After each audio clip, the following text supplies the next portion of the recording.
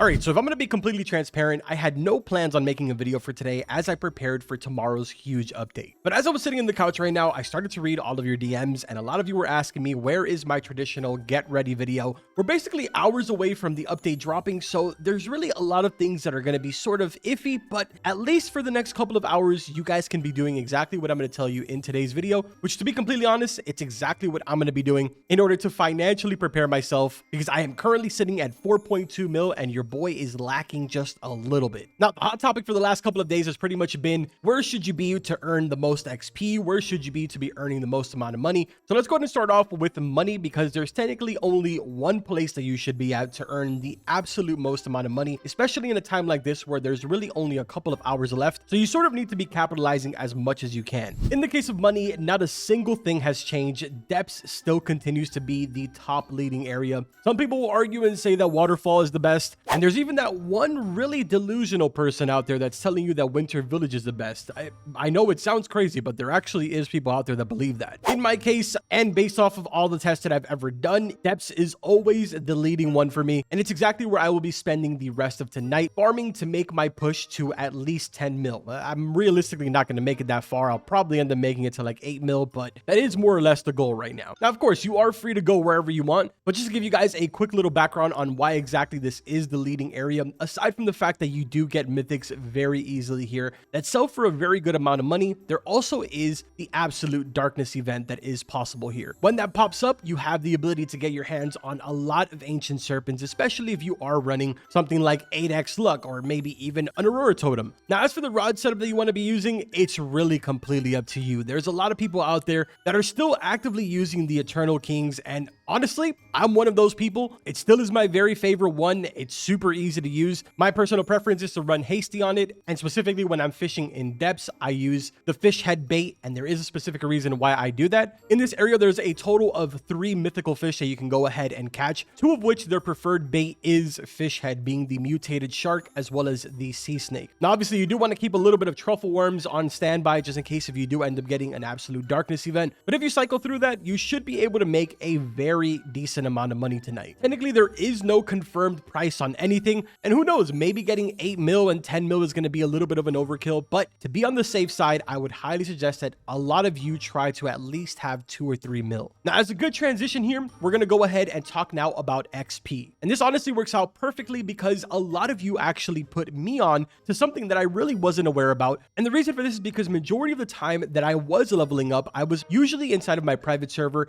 and we were shuffling between a lot of different people just popping auroras. So I never really saw it from the perspective of a person that isn't popping auroras, which is a big my bad on my part. So a lot of you that do solo level reached out to me and told me that I should definitely check out depths, specifically without any type of aurora active, and compare that to the XP that you would get pretty much anywhere else around the map. And sure enough, man, inside of here, it's actually extremely easy to get a lot of XP when you don't have any aurora active. Mythicals as well as relics and stuff like that are super common here, but there is sort of a catch to it. If you take a look at pretty much all 4 of these fish right here, being the nautilus, the ancient eel, the mutated shark, and the sea snake, each one of them prefer to be caught at nighttime. So for this reason, it's extremely important to have sundials on standby so that as soon as it turns into daytime, you instantly make it nighttime, so that way you can be catching the best fish that you can. Now again, this method is more for those of you guys that are not popping auroras and you're just sort of taking the solo approach, because obviously if you guys are running lobbies where there might be 6, 7, or 8 of you that are constantly shuffling between auroras, then that completely changes the game,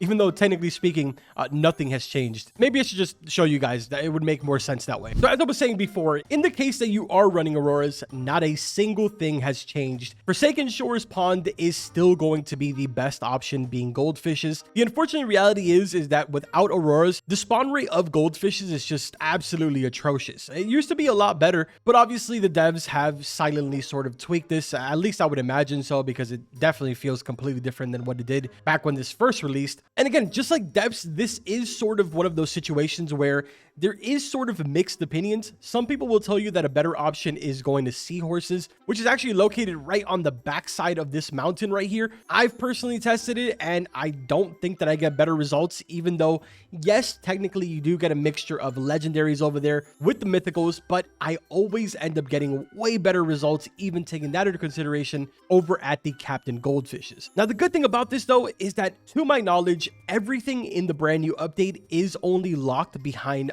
cash, as well as obviously the puzzles that we've been talking about. But besides that, everything is just purely off of cash. So in my personal opinion, I would highly suggest that you guys focus a little bit more on depths and making some more money than really focusing on leveling right now. I feel like things being locked behind levels is sort of like a thing of the past now, which I should also clarify because I have been seeing people say this in the Discord. Carbon said that crafting is like a thing of the past, and it's true. I did sort of say that, but the way that people are interpreting it is that I said that the ancient archives was going to be completely deleted. It's not going anywhere. That's always going to be there. It's just based off of what we were told is that we will no longer have to craft anything or unlock things based off of level. Now, obviously, that wasn't exactly the case because after we heard that, then we ended up getting the Krampus rod. So take that as you will. But to my knowledge, hopefully, fingers crossed, one thing is for sure, and that is all of the new content is strictly behind puzzles and cash. Now, as a sort of an added bonus, I sort of want to show you guys this because it's kind of a bit of a game changer, honestly. Recently, I want to say about 2 days ago, a fellow content creator sent me a video, which his name goes by the name of Jay Plays. But basically, he sent me a TikTok video, which if you guys know me, I'm hardly ever on there. But basically, another TikTok creator by the name of Elegy uploaded this really interesting video about the current situation that a lot of people have with Driftwoods. Festive Driftwood, Atlantean Driftwood, as well as, of course, the mythical Driftwood. Now, the process here is extremely simple. If, for example, we're trying to get our hands on Festive Driftwood, then we would go ahead and put on the candy cane rod